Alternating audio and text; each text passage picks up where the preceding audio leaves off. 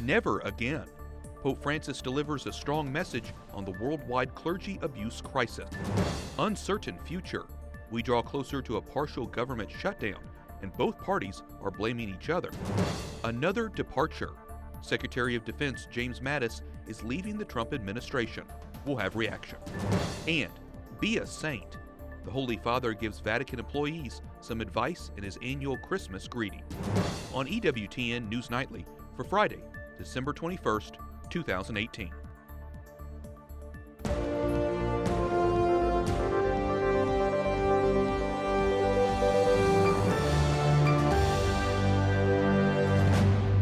Good evening from Washington, D.C., and thank you for joining us for News from a Catholic Perspective.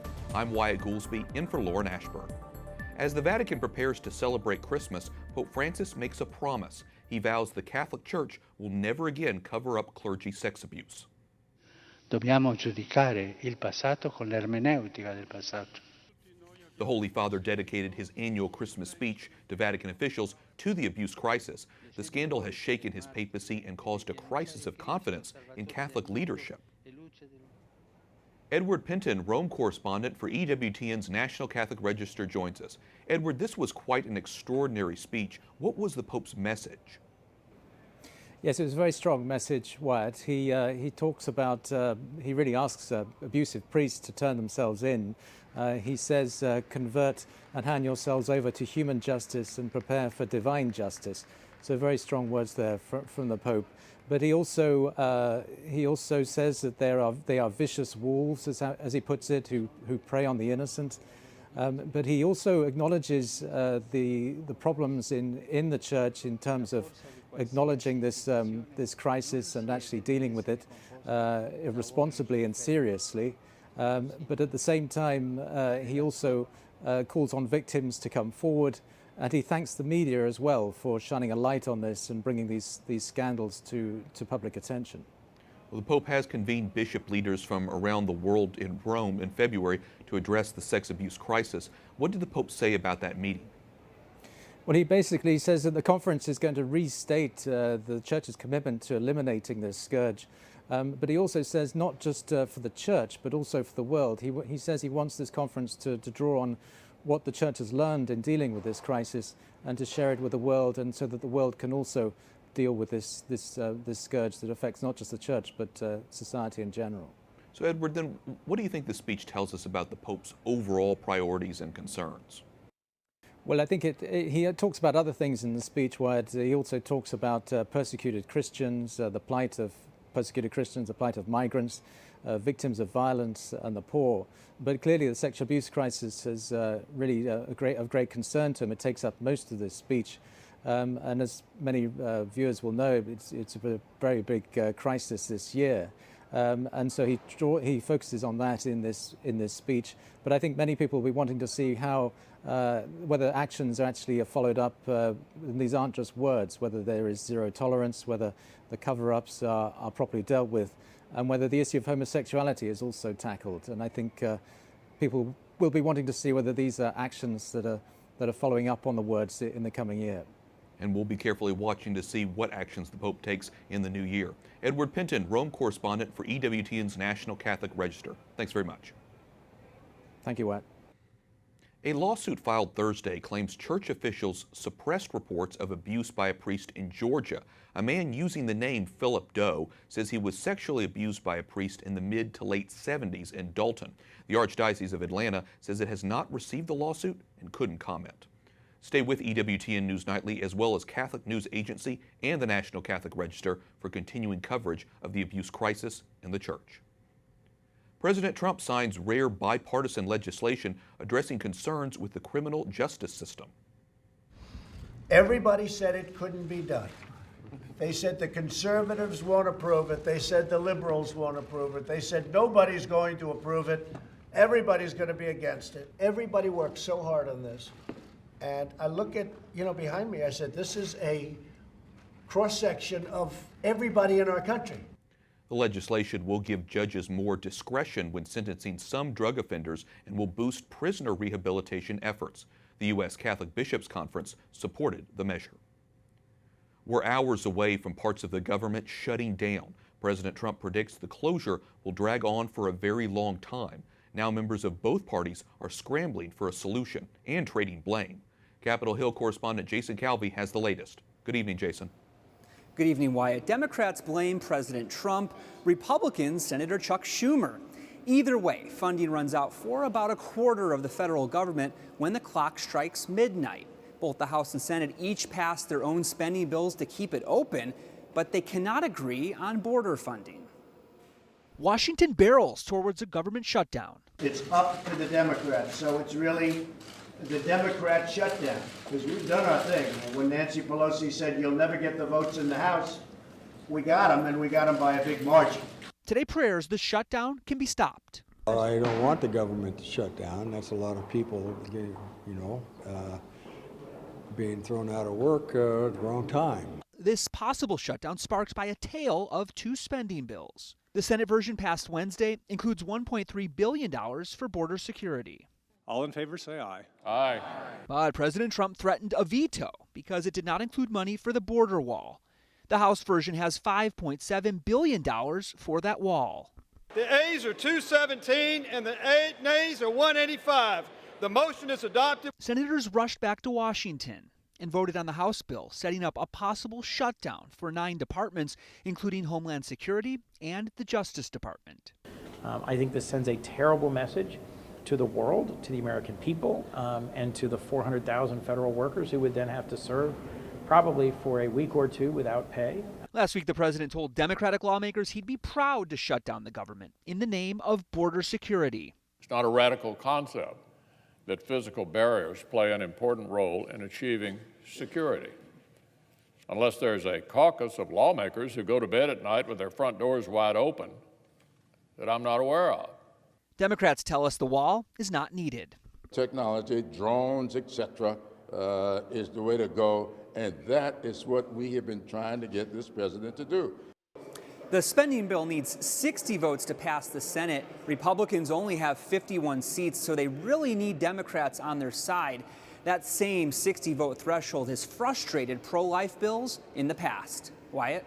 Capitol Hill correspondent Jason Calvi reporting. Thanks, Jason. The Pentagon is developing plans to withdraw up to half of the 14,000 U.S. troops in Afghanistan. One official says the move might be completed by the summer, but no final decision has been made. The war in Afghanistan began more than 17 years ago. President Trump says he will pick a new Secretary of Defense soon. James Mattis resigned yesterday after clashing with the president over this plan to pull troops out of Syria.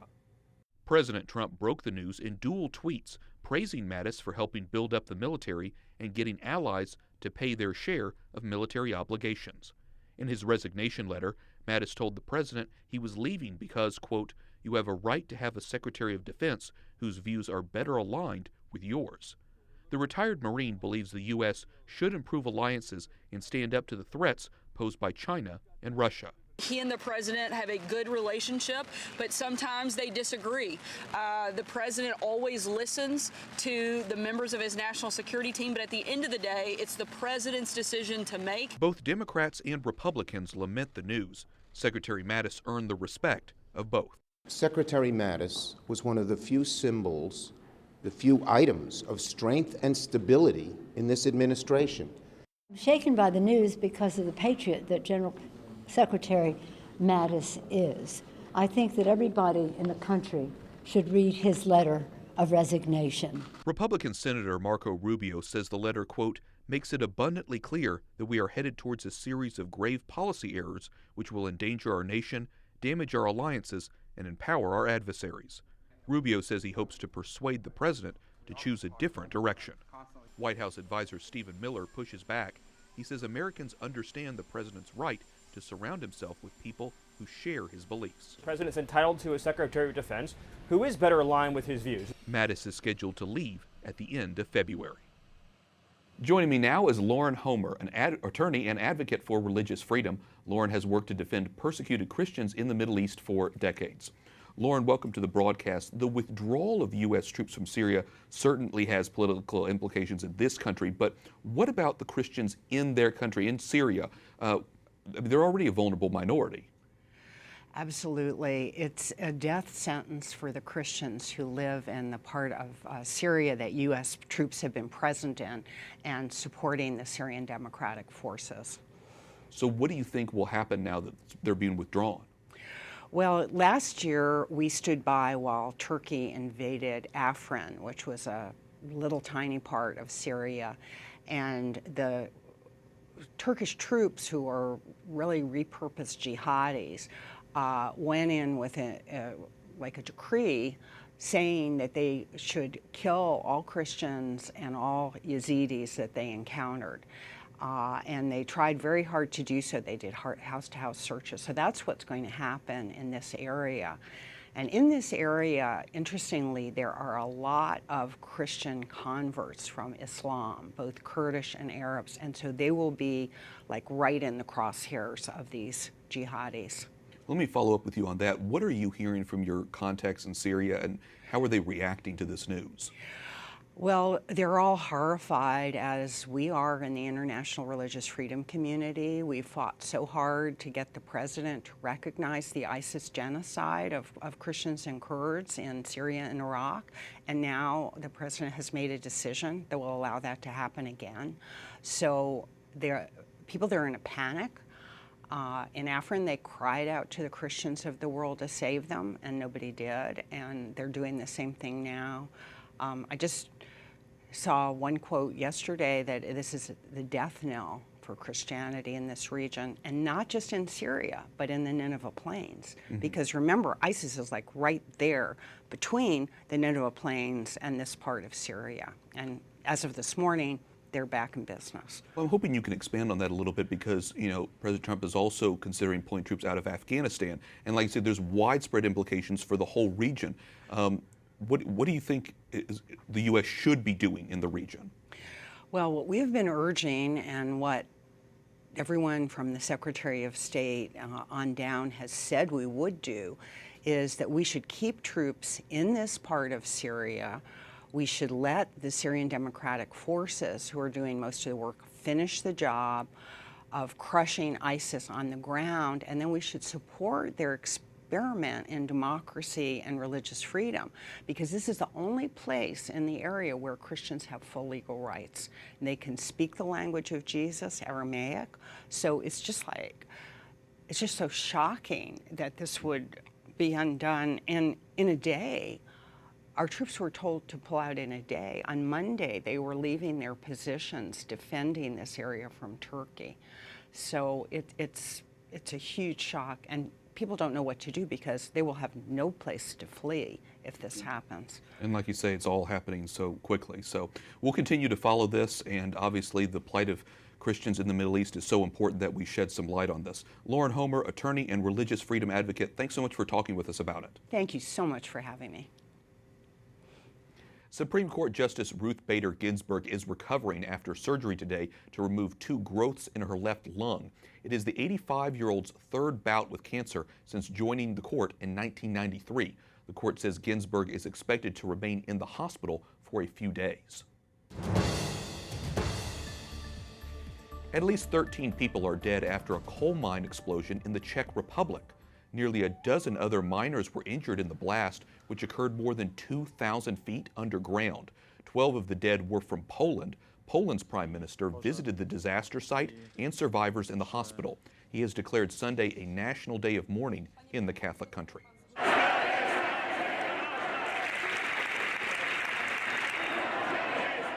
Thousands of pro-independent supporters clashed with police in Barcelona. They are angry that Spain's cabinet held a meeting in their region. A dozen people were arrested and scores of others were injured. The Democratic Republic of Congo has delayed its long-awaited presidential election again. Officials say a fire destroyed voting materials in the country's capital. The election now is December 30th. It was originally scheduled to take place in 2016, but former leader Joseph Kabila postponed it several times. He has been in power in the Catholic country since 2001, but is not running for re-election. Coming up, an author tells us how he was inspired by a visit to a Trappist monastery.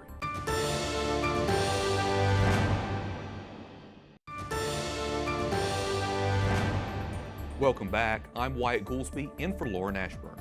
Alabama asked the Supreme Court to review its attempt to ban the most commonly used procedure in second trimester abortion. State lawmakers voted to ban it in 2016. A federal judge blocked the law, saying it was an unconstitutional restriction on abortion access. And in Ohio, lawmakers are on the verge of enacting some of the strongest pro-life legislation in the country. One proposal bans abortion as soon as a heartbeat is detected. It's unclear if Republican Governor John Kasich would sign the measures. A new book is helping readers discover the power of redemption and purpose.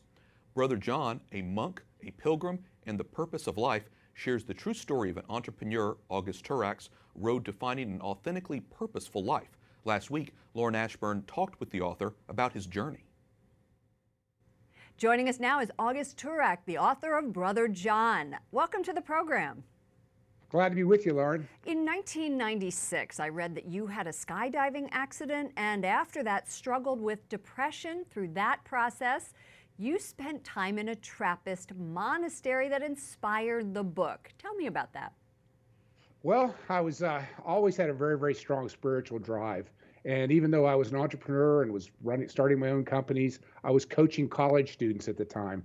And some of my college students tempted me to go skydiving with them as a quote unquote team building exercise. Yike. And as I like to say, I was brave enough to jump out of an airplane, but not brave enough to tell them I was too darn old to be jumping out of airplanes. I did this when I turned 50. It's a hard thing to do. So anyway, hard enough that I smashed my ankle to smithereens. I compound fractured both the fibula and the tibia, and I ended up in the hospital, and suddenly I'm having these terrible panic attacks, and I don't know where they're coming from, and terrible depression. And suddenly I realized I was confronting my own mortality for the first time. Yes, the doctor was telling me, you're going to go home here in a week, but what's going to happen in a few years when he says, Mr. Turak, there's nothing we can do but make you comfortable? And this exacerbated the panic. And then I reached out for my religious upbringing, for all the praying and seeking and all this stuff that I'd done, and there was nothing there. As Father Christian told me later on, it's called Deus absconditus. I had nothing to fall back on. So you write about facing the challenge of finding purpose in life and looking for transformation. I want to read a passage from the book. You write, "We must resolve to act decisively while trusting in the aid of something we don't understand and can never predict. We must open ourselves to the miraculous, to grace." So how did you do that? Well, I think that the very first thing that I did right after that was I got a telephone call and I went to this Trappist monastery. And I wasn't, it's just something about a phone call from a student of mine who was there at the time. I just up and went. So I acted pretty decisively. My business partners weren't all that thrilled with how decisive I was. But I went down there for a weekend, then another weekend, then another weekend. And then I applied to become a monastic guest, which means you actually wear a habit and you live with the monks. You get up at 3 o'clock in the morning. So I actually said I'm going down for 3 weeks over Christmas, which is pretty decisive again. I walked away from my business again, and it was a very embryonic stage at the time. And I went there for 3 weeks, and that's when the incident happened between Brother John and I that really radically transformed my life and led again to this Templeton Prize essay that I wrote that is the basis of Brother John. For most of us, life is like that. It's frenetic, overscheduled, harried, stressful. I could be speaking from some experience. So what would Brother John tell us to help us find our center? Well, he would say that first of all, you have to have that center. I mean, this is where faith comes in. I wrote another book called Business Secrets of the Trappist Monks. I talk about how the monks work everything from a position of faith. You have to have that core faith that you're actually operating out of. Again, faith is not necessarily just the things you believe in. Faith is the thing that keeps you going when you don't really know why you're doing it anymore, and you have all the doubts in the world. Faith is what gets you started and keeps you moving. And I think you have to have that profound sense of faith that keeps you going in the face of darkness. Before we go, the book is just beautifully illustrated, but we never see Brother John's face. Quickly, before we go, why is that? Well, it was done intentionally by the artist. Glenn Harrington, by the way, illustrated the book with 22 full-color oil paintings. And Brother John is not just a man. I saw him a couple weeks ago, so yes, he is a man. He is alive today. But he is also a figure. You know, he represents a Christ figure, a guardian angel. He's our leader. We're the one who we're following him into this darkness that we don't quite understand, into grace. So it's on purpose. We wanted him to be, yes, a real man, but on the other hand, something bigger, a symbol as well. August Turek, author of Brother John, thank you so much for sharing your book with us. Up next, how Rome's restaurant scene is helping migrants, and an important day in American history and its ties to Christmas.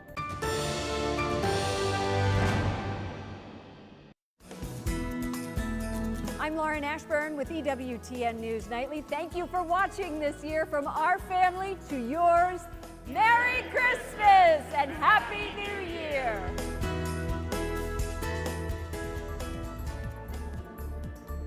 Welcome back. I'm Wyatt Goolsby in for Lauren Ashburn. Pope Francis tells Vatican employees, be a saint and you'll be happy. Sempre no, ma perché hanno dentro una grande serenità e sanno trasmetterla agli altri. The Holy Father wished Vatican employees a Merry Christmas. He also told them they should not be afraid to share a life of holiness and peace with others. As Italy struggles to deal with a migrant crisis, some bright spots offer hope. Refugees from Syria are getting jobs in Rome's vibrant restaurant scene. Vatican correspondent Juliet Lindley reports. These home-cooked Middle Eastern dishes are what Jana serves at Hummus Town Bistro. Hummus Town helped me to find work here. It's a small job, but it's very helped me here. Jana is a Syrian Catholic from the town of Idlib. She and her family fled in 2012, soon after protests broke out against Syrian President Bashar al-Assad. Once the civil war was raging, she escaped to Lebanon and was eventually brought to Rome by an Italian Catholic organization. Shaza Sakar, founder of the bistro, hired Jana along with 16 other Syrian refugees who are Muslim and Christian. Our mission was just to help the Syrian refugee, regardless of their ethnicity. But the truth is, in Syria, it's always been intercultural. A Christian would be living with a Muslim. That's normal reality. The refugees at Hummus Town are thankful to have a job where they can share their culture through cuisine, and Romans have picked up on this new dining spot. They prepare everything for you and they bring it to you, and just knowing that you help the people from the Syrian. Jumana and Rukaya have also found a safe haven in Rome. They say they never expected something so simple, making hummus from their native Syria, to provide them with their livelihood. So if any of our viewers might be planning a trip to Rome, you should be aware that if you need a break from pizza and pasta, this Syrian refugee project is just a few steps away from the Colosseum. In Rome, Juliet Lindley, EWTN News Nightly. Finally tonight, 50 years ago today, 3 Americans flew to the moon for the first time in human history. Mission Commander Frank Borman, Command Module Pilot James Lovell, and Lunar Module Pilot Bill Anders would be the first men to travel over 250,000 miles away from their home planet to orbit the moon. NASA's first moonshot, Apollo 8, is still considered NASA's boldest and most dangerous undertaking. On Christmas Eve, the crew successfully slipped into orbit around the moon and sent a special message to the world. In the beginning, God created the heaven and the earth. And from the crew of Apollo 8, we close with good night, good luck, a Merry Christmas, and God bless all of you on the good earth. An estimated 1 billion people tuned in, 1 in nearly every 3 people on Earth. Apollo 8 is the only moon mission with the entire crew still alive. Still incredible to think about that landing on the moon. How incredible is that? With that, we thank you for watching tonight. For the entire EWTN News Nightly team, I'm Wyatt Goolsby. We hope you have a blessed Christmas with your families. There will be special programming next Monday and Tuesday, and we're back on Wednesday with more news from a Catholic perspective. Good night, and God bless.